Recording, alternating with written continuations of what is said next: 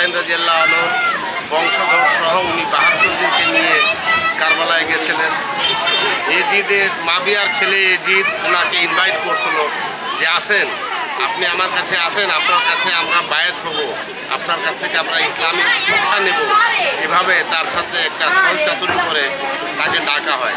কিন্তু যাওয়ার আগে ওনার মদিনার সমস্ত মুরব্বীরা বলল যে আপনি ওখানে যেন না, ওদের চিঠির রং ভালো কিন্তু ওদের তরবারির রং ভালো না। ইমাম হুসাইন রাদিয়াল্লাহু আনহু বললেন যে না, তারপরও আমাকে ওখানে যেতে হবে, কারণ ইসলাম প্রচারের জন্য ঘরে বসে থাকলে ইসলাম প্রচার হয় না। বরাবর 40,000 চিঠি দেওয়া হলো। শেষে উনি যাওয়ার প্রস্তুতি নিলেন। মুরব্বীরা বাধা দেওয়ার পর এক ব্যক্তি ছিলেন, ওনার নাম ছিল মুসলিম বিন আকিল।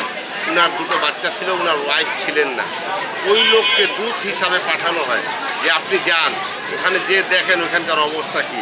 উনি যাওয়ার পরে সাথে সাথে সারা কারবালার লোকজন 30,000 লোক ওনার হাতে বায়াত স্বীকার করে এবং তাকে খুব আপ্যায়ন করা হয়, খুব সম্মান করা হয়।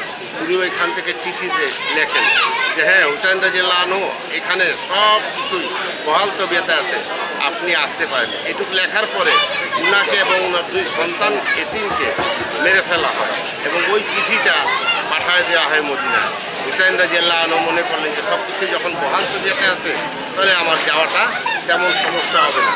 কারণ যদি ওনার মনের ভিতরে কোনো রকম একটু এই ধরনের চিন্তা থাকতো যে আমার যাওয়ার পরে আমার ক্ষতি হবে, তাহলে ছোট 6 মাসের আলী আসগার শিশুকে নিয়ে কেউ যুদ্ধের ময়দানে যায় না। উনি মেহমান হিসাবে ওইখানে গেছিলেন। ওনার সাথে মহিলা পুরুষ মিলিয়ে ৭২ জন লোক ছিলেন। এমনকি বিমার জেনুল আবেদিনও ওই গ্রুপের ভিতরে ছিলেন। যাওয়ার পর ওনাকে সরাসরি বলা হয় যুদ্ধ করে। উনি বলেন যে না, আমি যুদ্ধ করবো কেন, আমি তো তোমাদের এখানে বেড়াতে যাচ্ছি, আমরা মেহমান, না যুদ্ধ করো। উনি বলেন না, আমি যুদ্ধ করব না। তারপর ওনারা করেন কি, ওনাদের খাওয়া দাওয়ার ব্যবস্থা, পানির ব্যবস্থা সব কিছু এজিদি বংশরা বন্ধ করে দেয় আর বারবার যুদ্ধের প্রস্তাব। অবশেষে বাধ্য হয়ে ইমাম হুসাইন রাদিয়াল্লাহু আনহু বলেন যে আমরা যুদ্ধ করতে আসিনি, তারপর যখন যুদ্ধের প্রশ্ন উঠছে তাহলে তোমরা আমাকে মারো। তারপরে না, তোমরা আমাকে মারো। হুসাইন রাদিয়াল্লাহু আনহু বলেন যে না, আমার নানা আমাকে এই শিক্ষা দেয়নি যে আমি কারো গায়ে আঘাত হানব, আমি প্রতি উত্তর দেব তোমরা যদি আঘাত করো। ওরা পরপর ওনাকে আঘাতের হুমকি দিতে লাগলো এবং উনি এক একজন করে খেমা থেকে বেরোতো